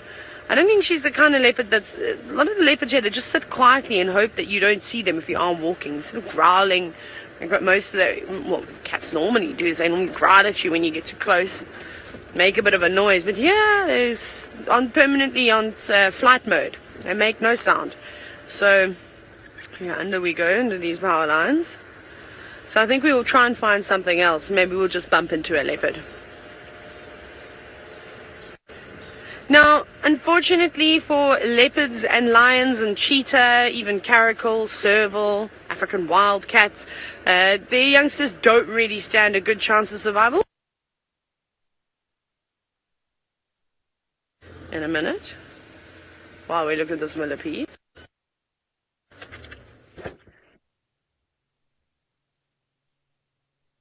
Okay, there she goes. Or he. Ah, there we go. So, little millipede stopping before it crossed the road, realized there was a car coming, and now it's turned back and gone the other way. Remember, millipedes don't have eyes. They've got sort of these nerve ganglia on the top of their heads, and they'll use those little feelers to help guide where they need to go. It's very important that they have those little feeder seats. Now it's got to an obstacle course. Up and over the log it goes. And those feet are like Velcro. It's incredible how they can actually stick onto you. So navigating a log like that is very easy for them to do. Off you go. Don't be eaten by a civet. So sorry, Terry, getting back to your question. The cats, unfortunately, their youngsters don't stand a good chance of survival. If one will make it, for example, lion cubs, if a lioness has 4 cubs, she'll be lucky to have one of those make it to adulthood. It's a very, very long, tough road for them, which is it's not nice, of course. So when we do see these ones making it to adulthood, it's a serious success story. It's really amazing. I'm going to do this road, and then I'm done looking for leopards now. Oh no. Okay, well, we'll have a little scratch down this road, and I think we'll start heading towards Chitwa Dam to see if there's any animals that want to play in the water. Off you go back to Tristan, who's also not having luck with the leopards. Nope, not much luck today at all, unfortunately. We're trying to find where these leopards have gone, and I've picked up tracks for a male, a female, kind of up and down on the fire break, but they all look like from early last night, because there's elephants and hyenas on top of those tracks for both of them. So I don't know where these leopards have been moving on. It seems like it was an absolute leopard fest last night. Well, we know that there was 5 different leopards on Vuyatela alone, or Djuma alone, last night. So Tingana, Hosanna, Thandi Xidulu mystery male, and possibly if it was Shadow. Like I say, I don't think so. I mean, it's split of opinion amongst the guides. Some say Thandi, some say Shadow. So I'm pretty sure it's Thandi is who we're going for. Anyway, you never know. Maybe it was Shadow. And I believe, no, Nikki, I don't know. No one's sent me a photo yet, but they all said that they will. I just spoke to Rex. He's asked him if he can get a photo from his guest, because Rex was in that sighting. Rex is of the opinion that it's Shadow, but Tax is of the opinion that it's Thandi. So, like I say, we've got a split opinion, and yours says he didn't get to see them very well at all. So yours is one of the kind of landowners, and he says he didn't get to see the one female well at all. He just saw that there was blood coming from her side and her ears. So I don't know. We'll have to see. I didn't see any blood in the tracks of Thandi. So if she maybe licked it all up and groomed herself, and you wouldn't see it unless it was really bad. But it seems as though we'll have to just find Thandi to see if she's got some cuts on her. We'll know.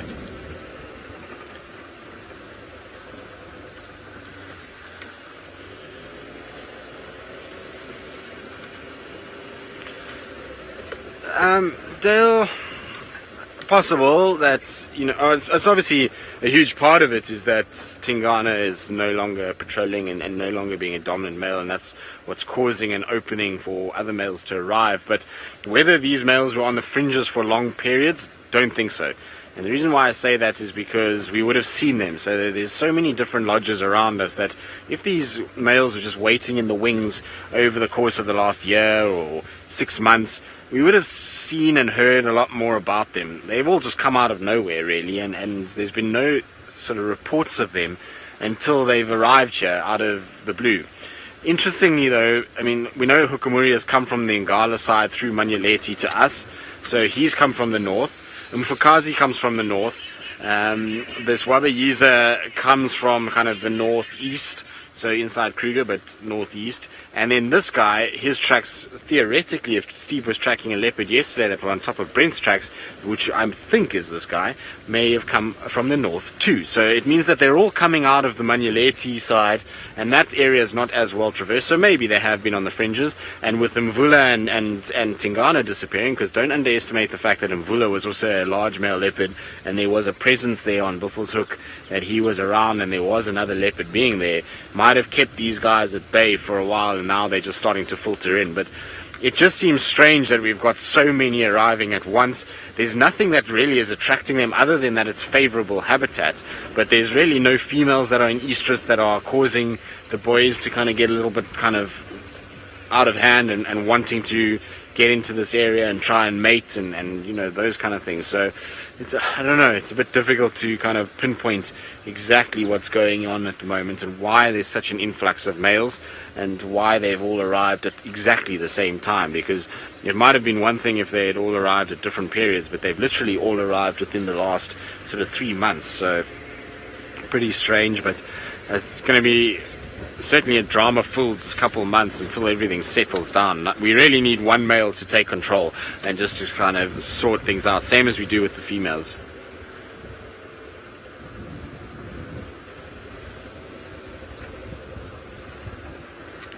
Rogation, no news about Sindile. Haven't heard of a sighting of him for many months, and that's probably because he's ended up somewhere in Kruger, is what my guess is. And given that he's not the most relaxed individual, I reckon that his sort of movement has been into Kruger and into one of those massive blocks, and he's just living his life, doing his thing.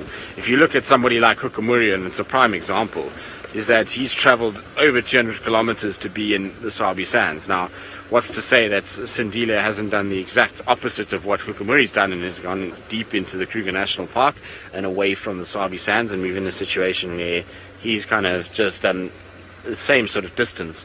And maybe one day a photo will come out of him somewhere in the Kruger National Park, but I mean, I don't think he's anywhere in the Sabi Sands. Well, we know he's not in the Sabi Sands. If he was a leopard that was in the Sabi Sands, he would have been seen in a year since we last saw him. I think it's about a year now since he was last seen on Elephant Plains.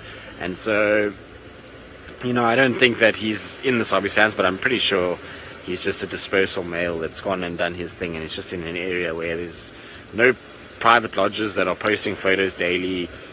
There's no sort of situation where we've got we've got access to where he is all the time. He doesn't have a sort of collar anymore, and so his ability to move around and for us to follow it was kind of changed. Hyena tracks, so that's not what I'm looking for. Wait, what are these? Hold on. More hyena tracks, so we're not looking for those. I'm coming down Yala Road South because this is the last time we had Thandi's cub was on this road with her, and yesterday her tracks came from this direction, so she came out from Yala Road South area. And so I'm just checking, maybe if she had a fight, she came back, the cub might still be alive, she might have come back to check everything out. And so it seems like a worthwhile place to check it, especially if her kind of direction was eastwards from Mvubu. Seems like a good sort of idea. Whether or not I'm right is going to kind of remain to be seen, but I don't see any tracks on the road here, so I don't think so. Where the cub was a little bit behind me in the drainage line, and there wasn't any sign of any tracks coming in or out from there. But let's just double check. If often Thandi will come out from this section here, and then she goes past these pan systems and heads down towards Spaghetti Junction. Those are all hyena tracks, hyena. There's so many hyena tracks from this elephant carcass that it's absolutely amazing to see how they've walked around here. Okay, well, no Thandi tracks. Let's double check and do maybe another loop onto Vulture's Nest to see if she didn't go that way. And while I do that, let's send you back across to Taylor, and while I get blinded by the sun, try and get out of the sun, and we'll see you all just now. Yes. Ooh, Kukul. That's so cool. It's flying. That was so epic. I don't... Hello, Kukul. You are beautiful, aren't you? One of my favorite birds to have a look at. Most of you will know this. I particularly enjoyed the black Kukels in the Mara. It was very, very cool, hey? Don't you think, you see? So stunning. Hello, are you going to do a call for us? Amazing call. No, doesn't look like it. I don't know, is that a Senegal cuckoo? Because it looks very white on the breast, eh? Oh no, I didn't see a red. Did you see a red eye? It might be actually not. Do you know what it was? I think it was a juvenile. Birchall's? No, I'm talking absolute nonsense. I think maybe that's why. Well, no, the juveniles are quite white. I just did not see a red eye when it was sitting on the branch above me. Let me see. Yes, yeah. And I didn't see a white eyebrow, but that would be weird if we had a Senegal cuckoo. They shouldn't occur here. We used to see them in Zambia.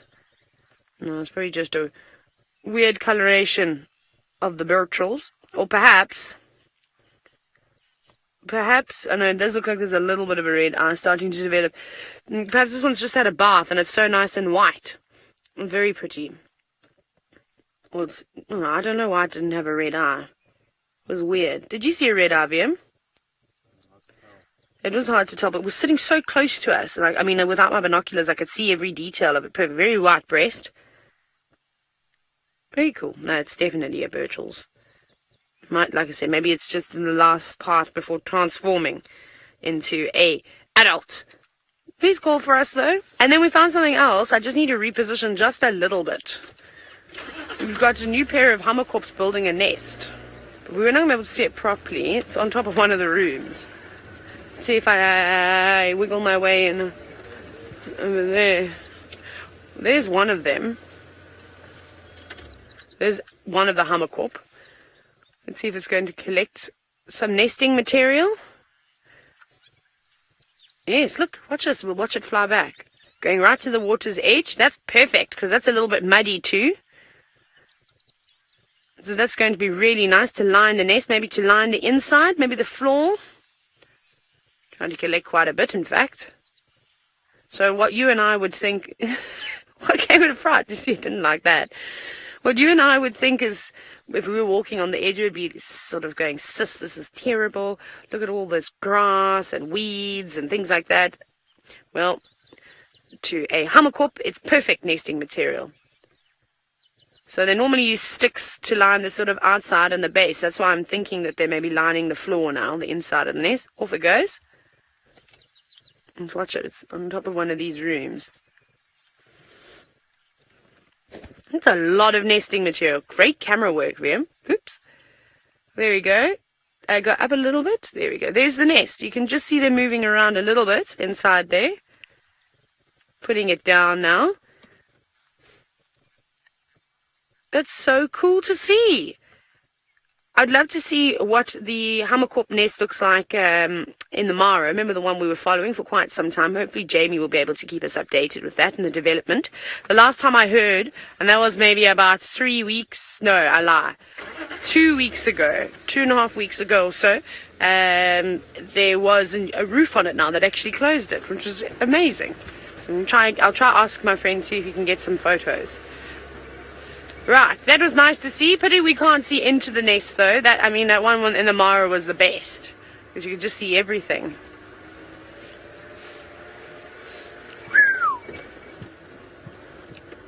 Aegis? Yeah, Aegis. Well, no, VM, you heard the question from Aegis. Would you like to answer it? 3.5 years, says VM. Here we go.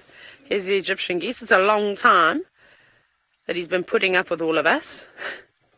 Well, he's only had to put up with me for about like 1 year and 8 months now, so it's not too bad.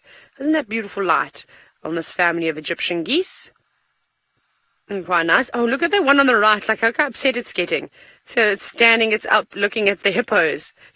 Because the hippos have now popped their heads out the water as if to say, hey, you stay away from my family. Oh, precious. Look at the little baby hippos, the hippopotamuses, looking at the Egyptian geese. Probably wants to play with them because they're very curious. Oh, that is so cute. Hello, little one. I'm pretty sure it was the same little hippo. Remember we had that young bull come and drink, elephant I'm talking about, come and drink at the water. And then the hippo was like creeping up to it, getting closer and closer. It's so interested in the Egyptian geese. And when you are that age, everything is fascinating. And that's why watching young animals is so much fun. And Mom coming out, nudging it. Because every day they learn a new sound, they see a new thing, they smell a new scent. It can be very overwhelming. There's another little one. Hello. All coming towards the sort of shallow areas. There are lots of little hippos at the moment. We're lucky. This is so precious.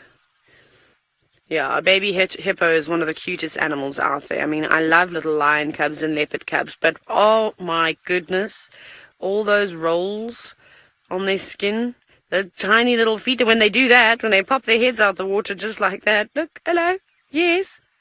Oh my goodness. Oh, you've got a double chin. You haven't even grown into your neck yet. Oh, it's so cute. I mean, you can't tell me that you want to go, ooh, so precious. They are so tiny. And it was one of my favorite things when these two, because there's three really, really small ones. And they play together often. Is when they run out onto the island and then run around. Oh, there's a fish eagle. I knew you couldn't resist that, VM. Beautiful. Flap those wings. Of course, the blacksmith lapwing. Look, it's got to bop it on the head now. Busybody, blacksmith lapwing, shouting. God, fish eagle's calling. Oh, those blacksmith lapwings are a nightmare. Leave it alone. Oh, there's a second one that's going to come and join the party. A third one. There are lots of them now that are very angry. They should settle down, though. They don't have any young chicks. Oh, and then the African darter. Do you see it there, VM, on the edge? It's just come out of the water. Hello, birds. Oh, it's all happening here today. These guys are incredible swimmers. They are so quick. Especially when they dive down into the water, though, and they propel themselves with their feet. Just coming out to have a little look. So that's not a heron. This is an African darter. I've only been seeing it the last couple of times I've been at the dam. Actually, since I've been back at work. And prior to that, I never noticed the darter. But Tristan says it has been here. And perhaps I just wasn't vigilant enough. Brent was telling me yesterday that I need to work on my... I need to be a little bit more vigilant. And he was teasing me something about cricket. I don't know. What are you doing? Are you having a drink? Are you just cleaning your beak? Have you eaten a fish? Very long spear-like beak. So we did actually have it with a fish the other day. Do you remember that? And then I was on the fallen tree, sort of towards the western corner of the dam. And then it dropped it because it got it wedged on its beak and it couldn't loosen it enough. I can't believe it didn't dive in after it. I would have. Perhaps there's just so many fish here that it doesn't need to eat all the time. You're having a bath? You're having a drink? Look at them. Big feet. Look at those massive feet as it comes out of the water now. And look at that neck. It's almost like very muscly. It's obviously fluffing itself out a little bit now. But it's like it's a spring-loaded bow. I think. Stanley, you're quite right. I suppose the Loch Ness Monster of Chitwa Dam could indeed be the African darter, the way that its neck sort of moves, like I said, but it's so important.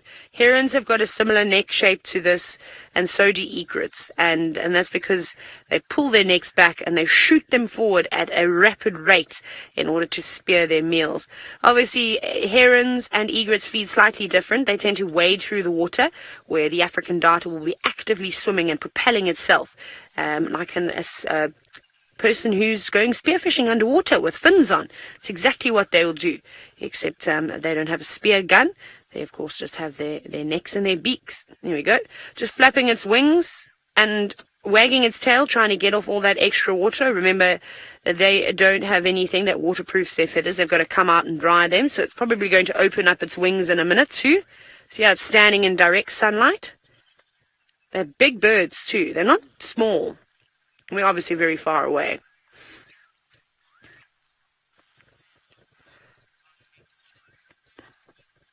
Oh, now, Joy, you were actually just wondering if they would spread their wings like that. Yes, they will. They normally sit up on a perch, though, but I have seen them sitting on rocks and on the ground as well, like this, opening their wings.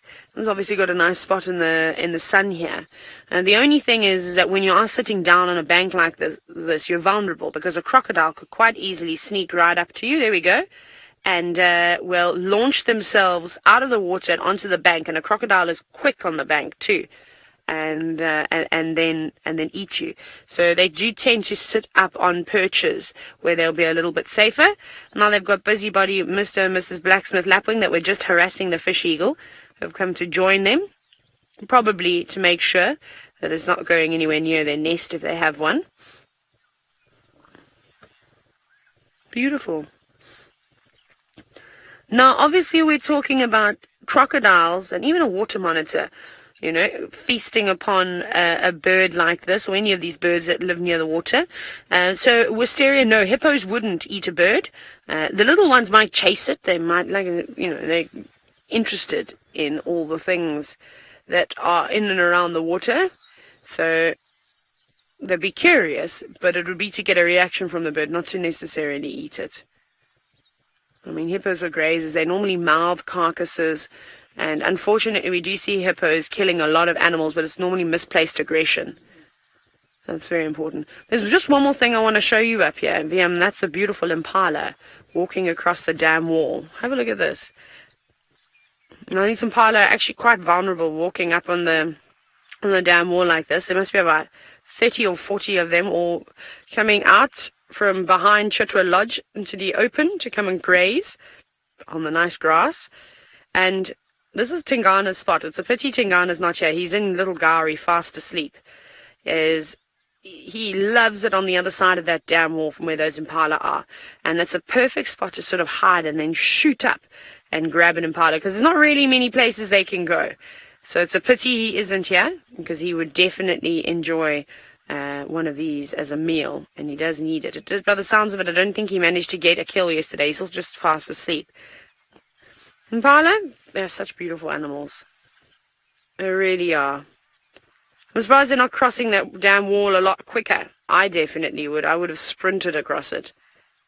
I suppose they need to be careful too, because there could be something waiting on the other side for them. So they don't want to go too quickly. They will stop every now and then and listen, have a scan. Oh, this is amazing. What a wonderful day it is down at the watering hole. Hey, beautiful. Nice. I think my favorite part about that whole sighting was probably that African darter. The way it came out of the water as if it was in Baywatch or an FHM model, you know, like swinging its hair and doing a little shake for you. Quite crazy. Pretty cool how the animals do things like that. I'm being told that I'm ridiculous now. I know. Okay, we'll go up to the next pod of hippos and see if they want to play with us. But while we navigate our way there, off you go to Steve to see if he's going to find any more little things for you to look at. Thank you, Taylor. Marvelous to have darters and hippos. Loch Ness Monster. How funny is that? So we have done a huge loop. We're looking on the road, and if I've not missed something, the lions are inside this block here.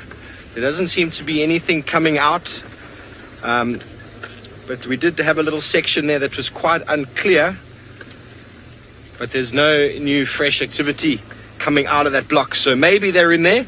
We're gonna find another place to probably gather our bearings, and then I might take just a little walk in and see if I can find those tracks. It'd be nice to see the Nkuhumas again today, I think. A few people would like to.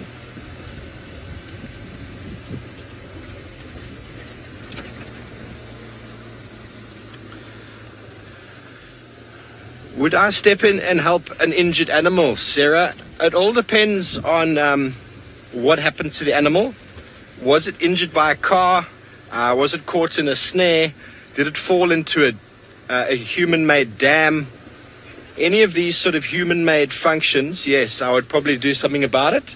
But an animal like an impala or a kudu, which we've got over here, should have a look at the kudus coming through. If any of them happen to injure themselves due to maybe a fight, or maybe they just broke their leg because they were running and slipped on some rocks, or they injured each other with horns, or a lion had injured them and attacked them, then no, I would not do anything. Just like I've seen vervet monkeys, males run and grab the youngsters from females and then injure them quite badly and then drop them out of a tree. And it is nature. Unfortunately, it's very sad, but nature plays its role and it does what it needs to do out here. But as I said, if there's any human influence, most certainly we'll probably get involved. We as sort of Wild Earth don't really have the responsibility of that here. But if something does come along like that, we will report it to the rangers, who will take the necessary measures. And obviously there's also their judgment call as well. So I hope that answers your question. It's beautiful kudu. None of these animals seem to be behaving in such a way that that they are worried about a lion anywhere nearby. So I wonder, I'm sure, I've got a strong feeling the Nkuhumas are just lying up in the depression there. We're going to move around and see if we can find them. You see how beautifully they move through, feeding on branches and leaves. The wind is blowing directly into their face at the moment. And that enables them to smell whatever is upwind from them. That's why they seem quite relaxed. But then when you see them walking, see how their ears are either behind, or then they move them forward, move them back, move them forward. But they feel quite confident that whatever animal might be upwind of them, they would be able to discern it before it discerns them. Marvellous, Ferg. We've got two little bee eaters just here in front. There we go, just up a bit, there we go. Beautiful bee eater, little bee eater. And there are two of them sitting there, how marvellous. Practicing their hawking behaviour, sitting on a branch, waiting for any sort of insect to fly by, and then they'll swoop down and grab it, and then land back on their perch. Just like that. Let's see if he comes straight back to the same perch. Oh no, he's defied me. Okay, folks, well, we're going to go back over to Taylor and see what she has for you.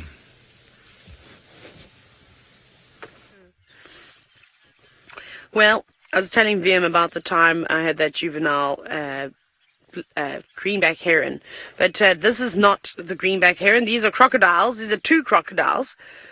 And I don't know who they are because, well, we can only see their heads and their eyes. They don't look massive. Maybe there's so many more crocodiles that we just don't get to see every day. And they're hiding around. I don't know actually what the count of crocodiles, is in this area. But that is epic, though. Creepy. Very creepy, the way their eyes are just looking at you. And now, heron, we were just talking about you, but we were talking about the baby that you had. There's the greenback heron in there. It just squawked and then flew into this little tree. Little leadwood. What happened? Why did you squawk like that? Did someone try and jump out and catch you? I don't know why it panicked. Now, since we're at the dam, there are lots and lots of different birds around at the moment. Obviously, we're just looking at this greenback heron, and then there's also some water thickneys just up, and there we go, there they are. So starlight, there are lots of birds that swim. The two that we just looked at don't typically swim. We've obviously saw the Egyptian geese, who are having an argument at the moment. Or maybe not an argument, maybe it's the pair that are declaring their territories. So Egyptian geese will swim. The African darter will swim too. The greater egret that we see here won't swim. Again, they just like to wade through the water. There's little crakes, black crakes. There are, I suppose a number of different types of ducks and things that will come here, from teals to knob-billed ducks to white-faced whistling ducks. There are lots of little different birds. Little grebes as well, which I haven't seen here, but it wouldn't surprise me if they're just hanging around in the corners. I've never seen a cormorant here, but I think that Tristan has seen cormorants. They're really good swimmers, like the African darters again, but much larger, but more robust. Even the smaller, what is it called? The reed cormorant. There we go. I was trying to remember. I don't think we get the reed cormorants up here. I think Tristan's saying he's seen one cormorant. I don't know what cormorant. Maybe a white-breasted cormorant? Should we have a look? Tristan, maybe you can tell us which cormorant it was. Let me open up. We used to see a lot of the white-breasted and then the reed cormorants down the Eastern Cape. Obviously, spent a lot of time down there. Let me find here. C for cormorant. What else? Cape cormorant? Yeah, I saw the Cape cormorant too, but the reed cormorant. Actually, I think the crowned cormorant might be the smallest one. Oh, it was a white-breasted, so this is the cormorant starlight that Tristan saw, this one. My screen is cracked, but I'm getting a new screen cover soon. Sorry, everyone. Soon you'll be looking at beautiful clear. They're quite big. Let me see if I can get another photo. Look how big they are. They're massive. In terms of size, I mean, they weigh up to about 3 kilograms. They're just shy of a meter tall. Let's quickly go into African darter, because I don't know how much an African darter weighs. I'm sure it will tell. Half of that. Also, same, and so this is the darter. This is what we're looking at. Where's a real picture? There's a real picture. Well, we saw the real bird. So, weighing half that of a white-breasted cormorant, but almost the same height, also just shy of a meter in terms of height. So, pretty cool, don't you think? But you see, I suppose the white-breasted cormorants are like the bodybuilders, and the African darters not so much. Where are the other birds?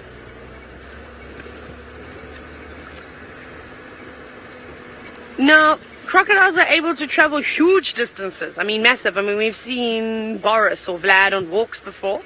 So, I don't know how to say this name again. Please can you say it to me again, Nikki? I'm going to look for a little crocodile here before I carry on. Ecula, there we go. So Ecula, no, there isn't actually a river right here. I think there's the Manuleti River, which is a little bit further north of us. I'm just scanning to see if I can find a little crocodile for you, because they love it around here. Let's have a look at all the Egyptian geese then, if we can't find a croc. I'll keep scanning for one. So they can travel from far distances if they need to. I mean, these crocs could have come from anywhere. They could have come from the Sabi or the Sand River. They could have slowly made their way up here, stopping in little pans or dams along the way. They don't need to just travel that length of distance in one go. But sadly, no. Up in the northern Sabi Sand, there aren't really any decent river systems. We've got lots of drainage lines, but they're sort of, well, and the Mulwanini, the Mulwati, those are all very small rivers, but I've yet to see any of them flow. No. What, a crime scene? Where? VM, well spotted. Do you not think that there was a fight between Egyptian geese? Should we look at the tracks? Look at all those feathers. Something has happened here. What has happened? I don't know. I'm going to go around because they're big feathers. You see, there's not a lot of fluffy feathers like that would... Oh, there are a lot. There's lots of big feathers here. What's going on? I wonder if an Egyptian goose was not fighting. They all look like Egyptian geese feathers. And they do, when they fight, they peck at one another. See, I can't just see like a bundle of fluff. Or maybe something small. Maybe a leopard did catch an Egyptian goose. They used to catch them all the time in Zambia. Do I want to know? No, you see, I don't want a plain black Egyptian goose feather. That's boring. I've got that cool one with the white, the black stripe on it. There's some guinea fowl feathers here too. Lots of feathers. Oh, there's another cool. I'm going to get it quickly. That's a cool one. This one. See, it's like the one that I found, but it's got a bit more coloration on it. Nice. So this can go in the book with the feathers. Let's do that. Let's put it away. What am I going to... I better hide this book from Brent because I think he might steal my book and try and use them for lures, for fly fishing lures. Okay, that can go in here. Be safe. We need to find some more. We need to get some really cool feathers. Okay. Oh, there's another one.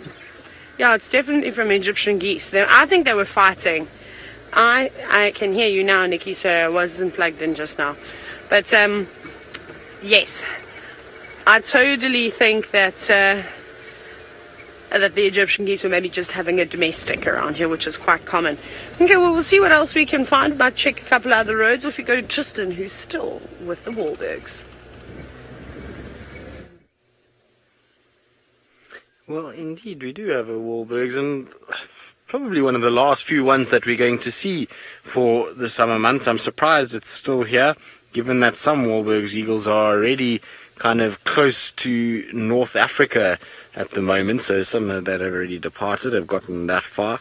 There's one that's being tagged, and we were talking about it the other day, and how it kind of avoided Kruger and those kind of places due to thermals, and it's already now crossed the Congo and is on the northern side of the DRC, so it's starting to go in towards, and not the DRC here in Djuma, I mean the country, and it's now starting to head up into North Africa from there. So some of them have gone, and there's a few that are still left, and you can hear the squirrels are going crazy because of this bird sitting right out in the open. So obviously this Wahlbergs was flying and then decided to perch on this dead tree, and that's made a squirrel upset. I first thought maybe it was because of Thandi. This is the last tracks that we have are in this area, and so I thought maybe Thandi might be causing a stir, but then looking up and seeing a raptor on the tree, that means that that squirrel is going to be very upset. Now, the reason we know it's a Wahlbergs, one is because it's a pale form individual, so there's very few birds of prey that have that kind of whitish color, or grey-white, that you see on this bird. And also it's got that crest that you can see already, so there's a little pointy sort of top to its head, and then that yellow cere is pretty much indicative of a Wahlbergs eagle. There's very few others that would look anything like that. I suppose booted eagle would be one that you might confuse with the Wahlbergs pale form, but they would also have already left by now, and slightly different structure to their head. They don't have that crest situation at all, and far more feathered tarsus that go down to their feet, so hence the name booted eagle.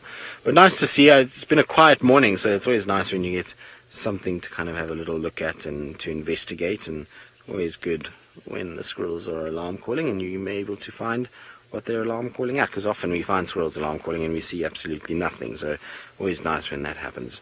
Good. let's carry on and leave our Wahlbergs in peace. I wonder when the last day is that we're going to be able to see our Wahlbergs eagle. You can also see that there's a bit of sunshine that's come out. The grey clouds are disappearing towards the west, and the sunshine is still brilliant now from the east, which means I think we're going to have a beautiful day once again.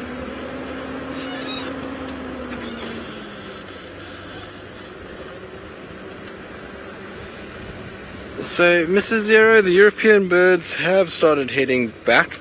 They are in a situation now where they will be kind of en route. So, barn swallows will be going, European bee-eaters have started to get en masse, come together and start moving off. So, you know, they slowly but surely they are disappearing and kind of moving back northwards.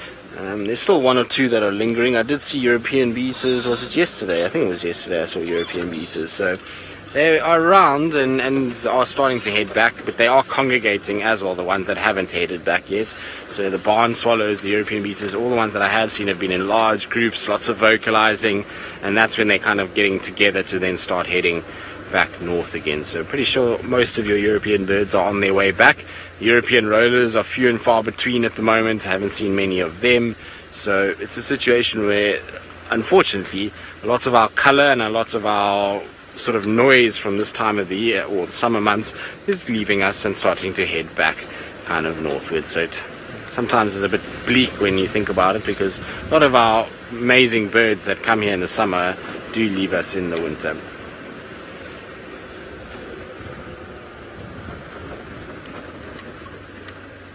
Ryan, my favorite bird is a crowned eagle. So let me try and see if I can find it for you quickly.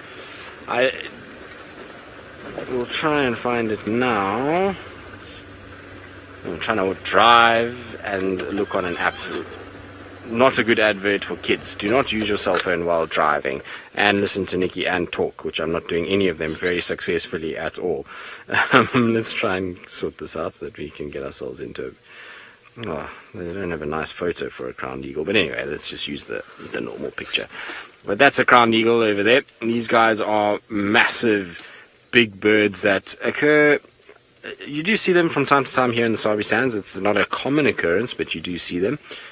Often see them on the Manyaleti, Sabi, or Sand rivers. They like those dense wooded areas, and so they've got this kind of brown head that comes along with a sort of grey-brown wing, heavily barred sort of chest area, spotted legs, and massive talons and a heavy set beak. So these guys are huge hunters of, that's a juvenile there, which is a grey, kind of looks very similar to a juvenile martial eagle. Got to make sure you double check those from time to time, especially in areas where they cross over. And then you can see them in flight. They display this very rusted color, which is very nice. So you can see there that they've got difference between the male and the female. It's kind of more rust on the chest in the female than there is on the male. But these guys are huge hunters of monkeys in particular. So you see them going after things like vervets, baboons quite regularly. They also hunt things like duikers, steenbok, all those kind of things that you get around thicker areas. And they're a beautiful bird. And I remember the reason why I like them so much is because they remind me of my childhood with my grandparents, is because there was a pair that used to live very close by to the house that they had. And every morning we would see them kind of taking off and then starting to fly, and you'd hear them and you'd watch them kind of hunting around there. So that's why I really enjoy them. It's just kind of synonymous with good memories of grandparents. So very cool bird as well. It's an amazing bird from a point of view of what it can hunt and what it can carry. It's pretty much similar to the harpy eagle in South America, in that it's a very similar kind of structure to that bird and similar kind of habitat to what the harpy eagle uses as well.